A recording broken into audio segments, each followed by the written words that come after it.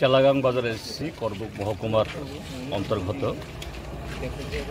এখানে গত কদিন আগে এখানকারই একজন যুবক ছেলে, মাত্র 21 বছর বয়সের, গৌতম দাস, নতুন বাজার থানা এলাকার এক যুবতীর সাথে তার সম্পর্ক ছিল এবং তারা দুজনে সহমতের ভিত্তিতেই পালিয়ে বিয়ে করে। কিন্তু তারপর মেয়ের বাড়ির তরফ থেকে নতুন বাজার থানাতে অভিযোগ জানানো হয়। নতুন বাজার থানা তারা অতি উৎসাহী হয়ে এই গৌতম দাস এবং তার যে মেয়েটার সাথে সম্পর্ক, তারা চলে গিয়েছিল সাবরুমের হরিণাতে।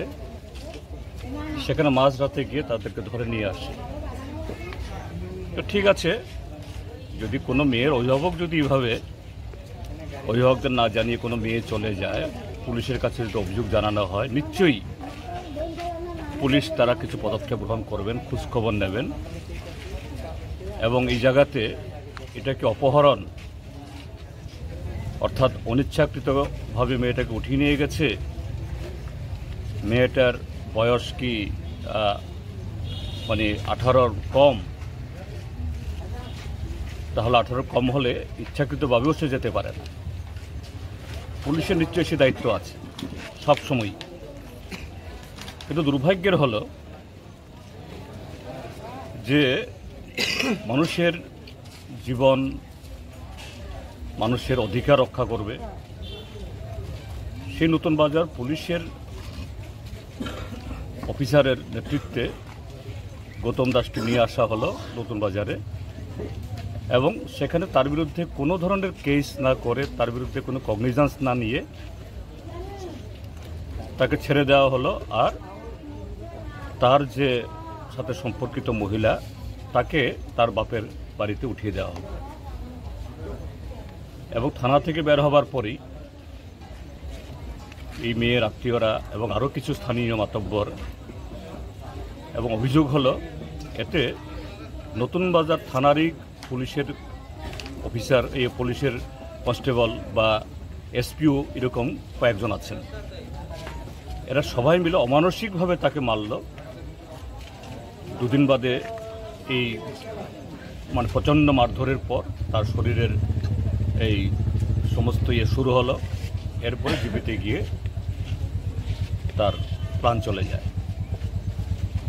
ওখান থেকে ডেড বডি নিয়ে এসে এখানে চালাগাং থানার উদ্যোগে অমরপুর মহকুমা হসপিটালে নিয়ে তার পোস্টমর্টম হয়েছে।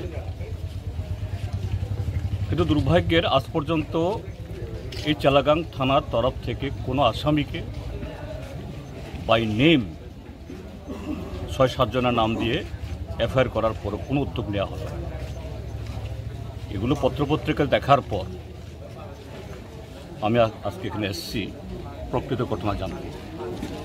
আমি গেছি গৌতম দাসের বাড়িতে, ওর বৃদ্ধ বাবা, মা, ভাই, এদের সাথে কথা বলেছি। কি মর্মন্তুদ চিত্র! এরকম একটা ঘটনা হতে পারে একটা সভ্য দেশে, এটা চিন্তা করতেই আমার সব লোম দাঁড়িয়ে যায়। পুলিশ যিনি রক্ষক, আজকে ত্রিপুরা রাজ্যের একাংশ পুলিশ তারাই ভক্ষক হয়ে গেছে। এই যদি হয় তাহলে এই রাজ্যের সাধারণ মানুষ তারা কি করে বাঁচবে? তো এই ঘটনা আজকে আমি এসেছি এবং এটাকে যেখানে নিয়ে পৌঁছানো দরকার, যে স্তরে তোলা দরকার, তোলার চেষ্টা আমি করব, যাতে তারা ন্যায় বিচার পায়, দোষী শাস্তি পায়। আর এটা যদি না হয়, আজকে গৌতম দাসকে এইভাবে তাকে রাস্তা থেকে তুলে নিয়ে গিয়ে তার জীবন শেষ করে দেওয়া হয়েছে। কালকে রাম, শ্যাম, যদু, মধু কেউ বাঁচবে না। এটার প্রতিবাদ হওয়া দরকার, এগুলো বন্ধ হওয়া দরকার। ত্রিপুরা রাজ্যে পরপর দুর্ভাগ্যের হলো এই গোমতী জেলাতে কদিন আগে উদয়পুরের এক মাস্টারমশাই, তাকে ওইভাবে বাড়ির থেকে তুলে নিয়ে পিটিয়ে, এবং সেখানেও এইভাবে কয়েকজন পুলিশ অফিসার। আমাদের সব পুলিশ অফিসার খারাপ না, আমাদের ত্রিপুরা রাজ্যের পুলিশ সারা দেশের মধ্যে এদের সুনাম আছে, কিন্তু কতিপয় পুলিশ অফিসার উপরতলাতেও এবং নিচুতলাতেও তাদের বদান্যতায় এদের সিট দ্বারা শাসক দলের কাছে বিক্রি দিয়ে দেওয়ার ফলে আজকে গোটা ত্রিপুরা রাজ্যে বদনাম হচ্ছে। আর এই ত্রিপুরা রাজ্যের মানুষের জীবন, সম্পত্তি, নিরাপত্তা আজকে চূড়ান্ত বিঘ্নিত হচ্ছে। আজ আমি এখানে এসেছি, আপনাদের সবাইকে বলে যাচ্ছি এগুলোর বিরুদ্ধে সোচ্চার হন, সবাই মিলে। এটা কোনো দলের প্রশ্ন না, মতের প্রশ্ন না, অপরাধীর যাতে শাস্তি হয় এবং যারা আজকে এইভাবে ক্ষতিগ্রস্ত হলো, যে পরিবার আজকে সর্বনাশ হয়ে গেল, তারা যাতে ন্যায় বিচার পায়, তার জন্য আমাদের সবাইকেই সোচ্চার হতে হবে। এই জন্য আমরা এখানে এসেছি। স্যার, আরেকটি গত কয়েকদিনের